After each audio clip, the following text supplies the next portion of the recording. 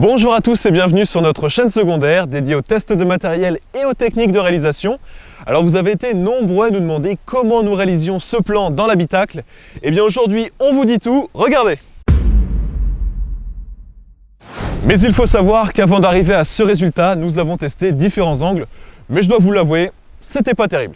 Comme vous le voyez dans la vidéo de la Supra par exemple, on ne voit pas ce qui se passe sur le circuit. Dans celle de la GT3, le visage de Yann n'est pas vraiment à son avantage. Et en plus, vous le voyez, le montant du pare-brise prend beaucoup de place à l'image.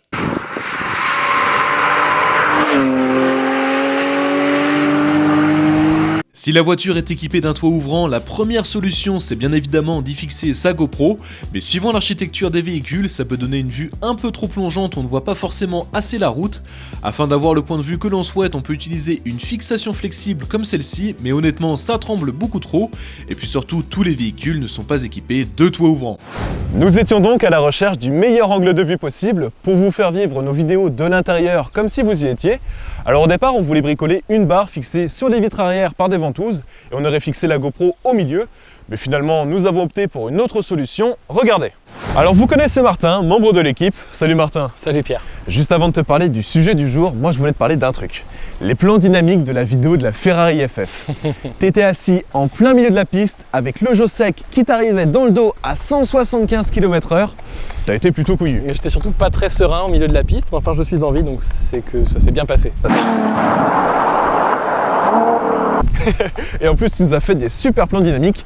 D'ailleurs vous avez été nombreux à nous féliciter pour la qualité des plans dynamiques de la vidéo de la Ferrari FF, donc merci beaucoup. Oui, merci beaucoup. Martin, parlons du sujet du jour, c'est un petit peu toi qui nous a débloqué la situation au final. Oui, je suis pas allé très loin pour trouver la solution, j'ai tout simplement exposé à mon père notre idée d'une barre fixée avec des ventouses aux vitres arrière et il m'a tout simplement répondu: mais vous avez pensé à un étai télescopique entre le sol et le plafond? Voilà, tout simplement. Donc un étai télescopique comme celui-ci? Comme celui-ci, avec une partie en caoutchouc de chaque côté qu'on vient mettre en pression entre le sol et le plafond de la voiture. On vient fixer une pince avec une GoPro dessus à hauteur des yeux.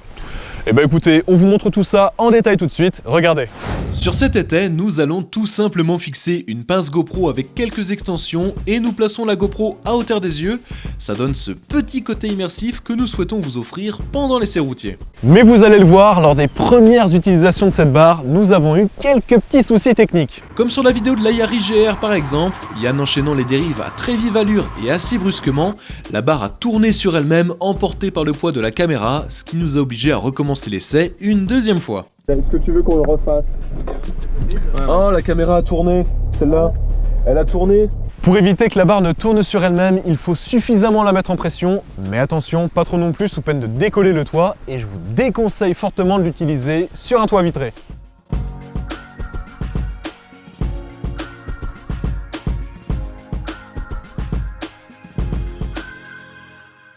Alors cette barre était à l'origine bleue, ce n'était pas très esthétique et en plus ça attirait l'œil. Vous le voyez sur ces images, nous l'avons repeinte en noir. Vous pouvez trouver ce genre d'étai télescopique dans la plupart des magasins de bricolage. Alors je ne sais pas chez vous, mais chez nous en Bretagne, ils étaient tous en rupture de stock à cette dimension. Nous avons donc dû la commander sur Amazon. D'ailleurs, je vous mets le lien dans la description. C'est un lien affilié, il ne vous coûtera rien en plus, mais nous, ça nous rapportera un petit pourcentage qui nous permettra d'investir dans d'autres matériels par exemple. Nous vous conseillons une taille allant de 90 à 170 cm, cela rentrera dans la plupart des véhicules. Voilà, alors si vous aussi vous souhaitez avoir un point de vue digne des compétitions automobiles dans vos vidéos, vous savez quoi acheter.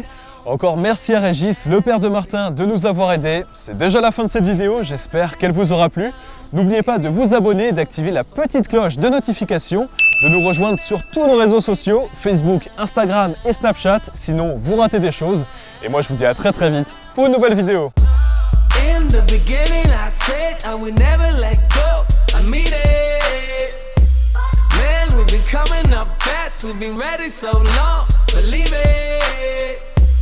Trust, I'ma never forget where we came from.